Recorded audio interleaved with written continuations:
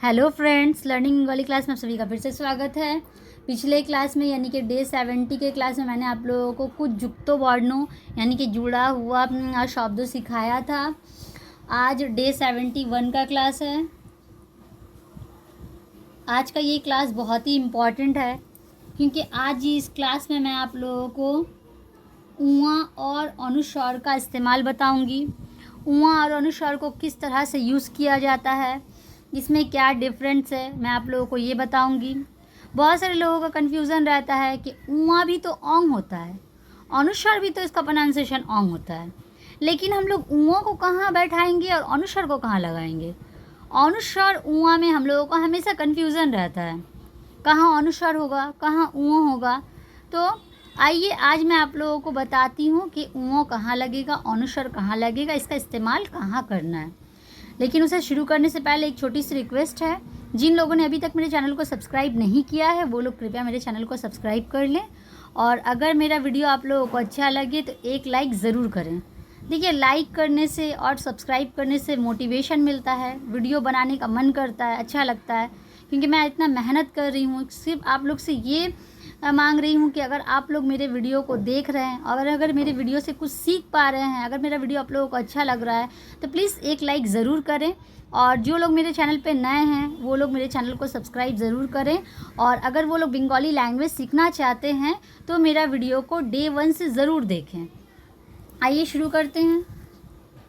देखिए, ये है ऊँ, ये ऊँ है हसौ चंद्रबिंदु अंतस्थ य ओकर ऊँ, इसका प्रोनाउंसिएशन है ऊँ। बहुत सारे लोग इसे कहते हैं ऊआ, या बहुत सारे लोग बहुत किस्म का कहते हैं, लेकिन एग्जैक्ट इसका प्रोनाउंसिएशन जो एक्चुअल जो प्रोनाउंसिएशन है वो है ऊँ, हसौ चंद्रबिंदु अंतस्थ य ओकर। देखिए, ये है अनुस्वार। बहुत सारे लोग इसे कहते हैं अनुस्वार और बहुत सारे लोग इसे कहते हैं अनुसार। तो ये दोनों प्रोनाउंसिएशन ही सही है।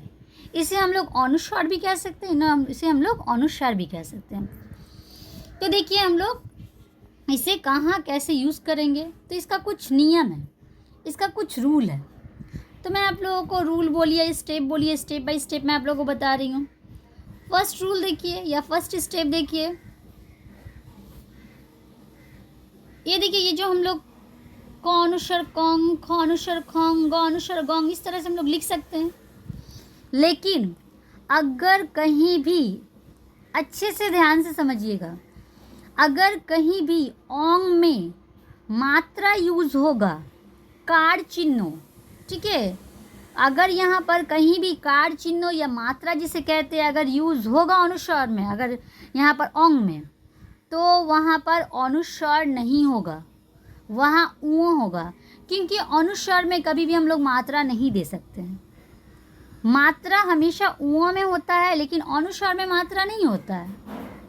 अब देखिए कैसे, जैसे मान लीजिए कि ये है रॉ अनुस्वार रोंग, लेकिन अगर हम लोग रोंगे बोलेंगे तो रॉ ऊँ एकार रोंगे, एकार आ गया, क्योंकि हम लोग मात्रा दे रहे हैं। तो मात्रा अगर देंगे तो वहाँ अनुस्वार नहीं होगा। जैसे देखिए, अगर हम लोग बोलेंगे रांगा तो वहाँ अनुस्वार होगा।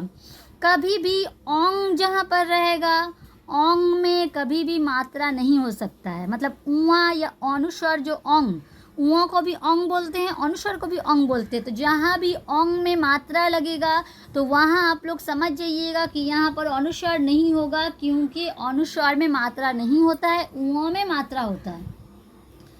उम्मीद है कि ये आप लोगों को समझ में आया है। उसके बाद देखिए सेकंड स्टेप, अच्छे से समझिएगा। कहीं भी अगर जुड़ा हुआ शब्द होगा, अगर उसमें ओंग आएगा तो भी वहाँ पर अनुस्वार नहीं होता है, क्योंकि अनुस्वार किसी के साथ नहीं जुड़ सकता है। हम लोग इससे पहले बहुत सारा जुड़ा हुआ शब्द सीखे हैं, नॉय नॉय, बॉय फला, तालबी शॉय, शॉय बॉय, दंत शॉय बॉय, हम लोग बहुत सारा जुड़ा हुआ वर्ड किए हैं, दॉय धॉय, दॉय बॉय। तो बहुत सारा जो है वर्णों जो है एक दूसरे से मिलकर जुक्ताक्षर बनता है, जुड़ा हुआ वर्ण बन जाता है। तो ये जो अनुस्वार है वो जुक्ताक्षर माने नहीं बना सकता, अनुस्वार जुक्ताक्षर गठन करते पारे ना। माने अनुस्वर से जुक्ताक्षर नहीं बन सकता है। जब भी कहीं भी अगर जुड़ा हुआ शब्द रहेगा, अगर उसमें ओंग आएगा तो हम लोगों को समझ जाना पड़ेगा कि ये जो जुड़ा हुआ है इसमें क्या है, ये इसमें अगर जुड़ा हुआ है जुक्ताक्षर है तो इसमें क्या है, इसमें है ऊ। जैसे देखिए अंक, लौंका। देखिए ये जो मैं लिख रही हूँ इसमें और एक एक्सेप्शन मैं आप लोगों को देके बताऊंगी कि और ये कहाँ होता है। और एक चीज़ देखिए ध्यान से कि अगर कहीं पर ऊ आ रहा है, मतलब ओंग आ रहा है, ऊ या अनुस्वर अगर कहीं भी अगर ओंग आ रहा है तो ओंग के बाद, अगर ओंग प्रोनाउंसिएशन के बाद अगर क वर्गो का कोई भी वर्ण आएगा, क वर्गो का मतलब होता है क ख ग घ ऊ। अच्छे से समझिएगा, अगर कहीं भी हम लोग ओंग का प्रोनाउंसिएशन कर रहे हैं, ओंग का उच्चारण कर रहे हैं, अगर ओंग उच्चारण के बाद क वर्गो आएगा, क वर्गो का मतलब होता है क ख ग घ ऊ। क ख ग घ ऊ को कहते हैं क वर्गो।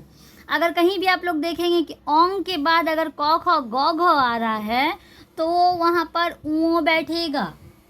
कहीं भी अगर किसी भी शब्दों में आप लोग देखेंगे कि ओंग आ रहा है तो ओंग के साथ अगर ओंग के बाद वहाँ पर अगर क ख ग घ आएगा तो वहाँ पर क्या बैठेगा, वहाँ पर ऊ बैठेगा। जैसे देखिए जो ओंग को मैंने लिखा ये एक सब ये भी है एग्जाम्पल, ये भी है। देखिए यहाँ पर ऊओं के बाद क आया यानी कि क वर्गो आया।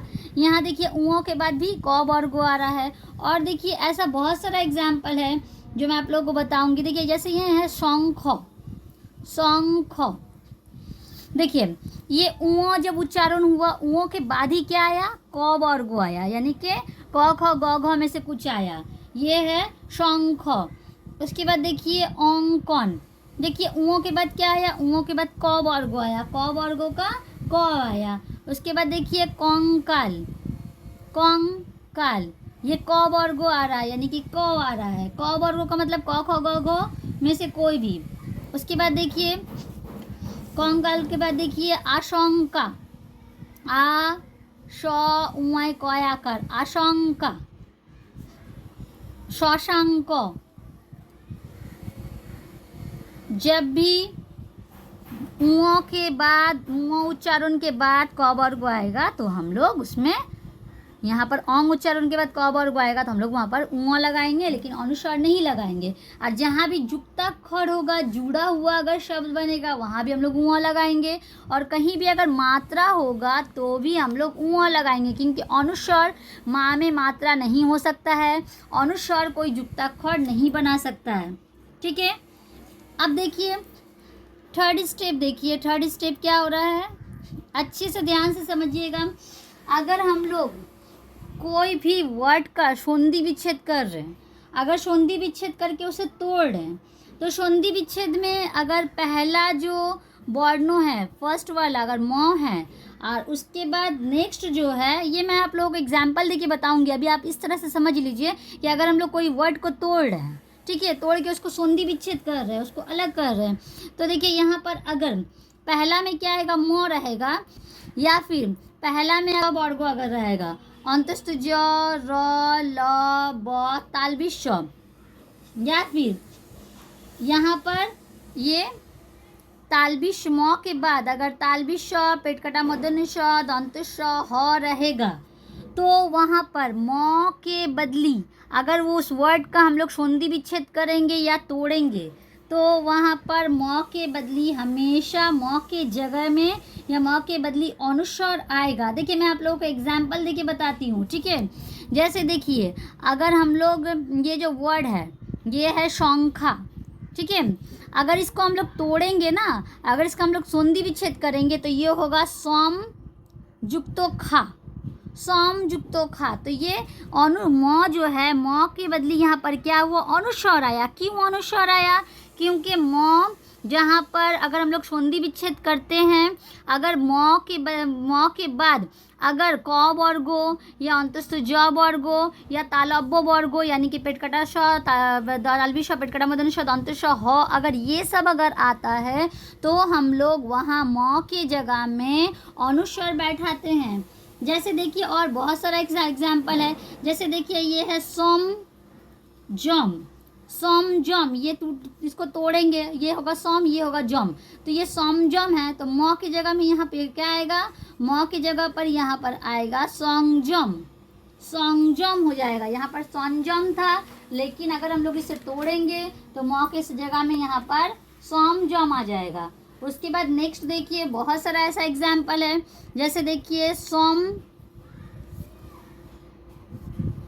बाद, सोमवाद, यहाँ पर अगर इसे हम लोग तोड़ेंगे तो ये हो जाएगा सोंगबाद, सो अनुस्वर संग बयाकर बाद बाद, ये हो जाएगा सोंगबाद। अब देखिए यहाँ पर है सोम, सोम जुक्तो सार, दंत सकार और सार, देखिए यहाँ पर क्या आया, दंत स है, यहाँ पर सोम सार, यहाँ पर सोम सार, तो ये वाला क्या हो जाएगा सोंग सार, सोंग सार, क्योंकि अगर हम लोग इसे तोड़ेंगे तो सोम जुक्तो सार आएगा, तो सोंग सार ये हो जाएगा इसे मिलाकर। अब देखिए उसके बाद नेक्स्ट, जैसे देखिए ये है सोम, सोम होती, सोम होती, लेकिन अगर इसे हम लोग यहाँ पर अच्छे से मिला कर अगर करेंगे तो सोम म की जगह में क्या आया, अनुस्वर आया, ये बन गया सोंग होती। उसके बाद देखिए ये है सोम, ये है सोम और सोम गीत, यहाँ पर अगर हम लोग इसे मिल करेंगे तो ये हो जाएगा सॉन्ग गीत, सॉन्ग और दीर्घ गीत और गीत, ये हो जाएगा सॉन्ग गीत। इसी तरह से बहुत सारे एग्जाम्पल है।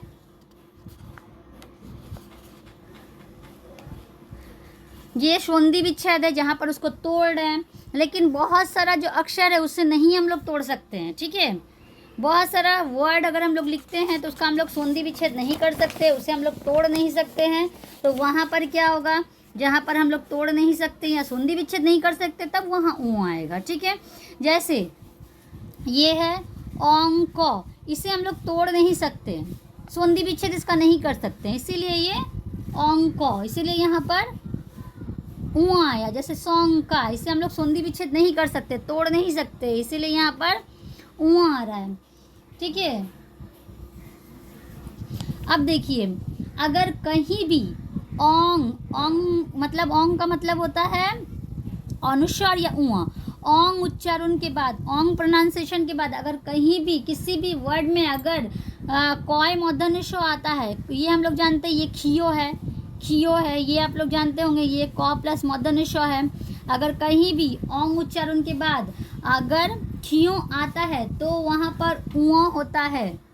अगर कहीं भी ये वाला जो है ओंग के बाद अगर यहाँ पर ओंग आता है, ओंग के बाद अगर खियो आएगा यानी कि कॉय मूर्धन्य ष आएगा तो वहाँ पर ऊ होगा, ठीक है।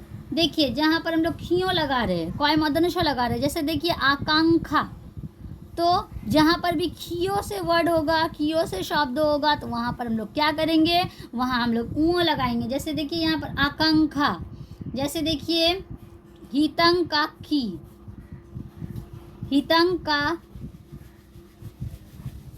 हिताकांक्षी, ठीक है, हिताकांक्षी, तो ये भी क्या हुआ, यहाँ भी ऊ बैठा। उसके बाद देखिए देसी और विदेशी जो शब्द होता है, फोर्थ स्टेप, देखिए देसी और विदेशी जो शब्द होता है ना उसमें हमेशा अनुस्वर लगता है।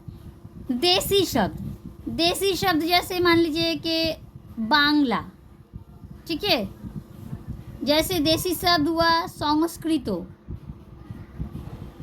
जैसे देखिए देसी शब्द है आंगटी, लैंगड़ा,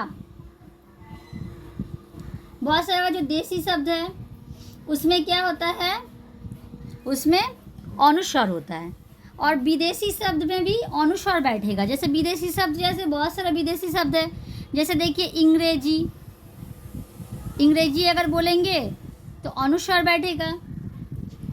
अगर बोलेंगे बैंक, बैंक भी विदेशी शब्द है तो वहाँ भी अनुस्वर बैठेगा। जैसे बोलेंगे डायलिंग, डायलिंग अनुस्वर होगा, जैसे बोलेंगे पिकेटिंग, तो ये सारा विदेशी शब्द में, देसी शब्द में, ये शब्द में भी अनुस्वर होगा। अब देखिए बहुत सारा जो तत्समो शब्द है, तत्समो शब्दों क्या होता है, जो सारा शब्दों, जो सारा वर्ड संस्कृत से बांग्ला में आता है वो सारा को तत्समो शब्द बोलते हैं। और बहुत सारा होता है तद्भव शब्द। तद्भव शब्द होता है जो संस्कृत से प्राकृतिक में आता है, प्राकृति में से वो बांग्ला में आता है, जो हम लोग यूज़ करते हैं तद्भव शब्दों, मतलब आसान जो बांग्ला हम लोग यूज़ करते हैं, तो जो सारा दिन हम लोग यूज़ करते हैं वो तद्भव शब्द है। तत्समो शब्द जो है वो संस्कृत से बांग्ला में आया है। तो जो अगर कहीं भी अगर तत्समो शब्द होगा जो संस्कृत भाषा से बांग्ला भाषा में आया है, तो वहाँ पर हम लोग क्या करेंगे, वहाँ हम लोग अनुस्वर बैठाएंगे। जैसे देखिए शंसापत्रो, मैं जब आप लोगों को ग्रामर का क्लास करवाऊंगी, ग्रामर का जब स्टार्ट करवाऊंगी, तो ये सारा संधि काके बोले, संधि कितना तरह के ये है, ध्वनि काके बोले, वर्णों काके बोले, ये सारा जब मैं आप लोगों को बताऊंगी तो तत्समो शब्दों, तद्भव शब्दों उस वक्त मैं आप लोग को डिटेल्स में बताऊंगी, ठीक है। अभी आप लोग देख लीजिए कहीं भी अगर तत्समो शब्द होता है, जैसे बहुत सारा तत्समो शब्द है, जैसे मीमांसा, शंसापत्रो, अंशो, तो यहाँ पर क्या होता है, अनुस्वर होता है। अब देखिए हम लोग देखते हैं कि उआए गॉय, ये जो है ये उआए गॉय है, मतलब उआ के नीचे गौ है, उआए गॉय। कौंग, कौंग अगर यहाँ पर उआए गॉय से शब्द होता है तो वहाँ पर थोड़ा सा ज़्यादा जोर दिया जाता है। तो उआए गॉय से भी बहुत सारा शब्द होता है, जैसे देखिए अंगीकार, अंग, प्रसंग, प्रांगण, उआए गॉय से भी बहुत सारा शब्द होता है। अब देखिए बहुत सारे लोगों का क्वेश्चन होता है कि ये जो बांग्ला है, ये बांग्ला इस तरह से सही है या बांग्ला इस तरह से सही है, बांग्ला का करेक्ट स्पेलिंग क्या होना चाहिए, या फिर बॉय आकर उआए गॉय लया कर ला बांग्ला। हम लोग देखते हैं बहुत सारे लोग बांग्ला बयाकर अनुस्वर लयाकर बांग्ला लिखते हैं, बहुत सारे लोग बयाकर उआ लयाकर ला बांग्ला लिखते हैं, बहुत सारे लोग बयाकर ऑय उआए गॉय लयाकर ला बांग्ला लिखते हैं, ठीक है। तो देखिए ये जो है ये स्टार्टिंग में बहुत सारे राइटर का बुक में हम लोग देखेंगे कि बहुत सारे राइटर जो है, बहुत सारे लेखक हैं, ये स्पेलिंग पहले यूज़ करते थे, ये स्पेलिंग यूज़ करते थे हम लोगों के। लेकिन अभी जो एट प्रेजेंट जो करंट में जो ये है बांग्ला भाषा है, बांग्ला का करेक्ट उच्चारण ये है, बांग्ला का करेक्ट ये स्पेलिंग ये है। बांग्ला अभी अगर हम लोग लिखेंगे तो ये करेक्ट स्पेलिंग होगा, और बांग्लादेश का भी अभी जो एट प्रेजेंट जो करेक्ट स्पेलिंग है ये है। नहीं तो पहले बहुत सारे राइटर बहुत सारा जो बुक लिखते थे बांग्ला इस तरह से लिखते थे। हम लोग देखेंगे रविंद्रनाथ ठाकुर भी पहले बांग्ला यहाँ इस तरह से लिखते थे, फिर ये ऐसे लिखे उआए गॉय, फिर ऐसे लिखे, ठीक है। अब बहुत सारे राइटर का बुक में हम लोग देखेंगे वो लोग इस तरह से यूज़ करते थे। लेकिन अभी एट प्रेजेंट जो बांग्ला का जो मतलब ये है सटीक यानी कि करेक्ट जो ये स्पेलिंग है वो ये है बांग्ला, बांग्लादेश। उम्मीद है कि आप लोगों को अनुस्वर और उओ कहाँ इस्तेमाल होगा ये आप लोगों को समझ में आया है। अगर आप लोगों को मेरा वीडियो अच्छा लगे तो मेरे चैनल को लाइक, सब्सक्राइब और शेयर ज़रूर कीजिएगा। अब मिलते हैं नेक्स्ट वीडियो में। अल्लाह हाफिज़।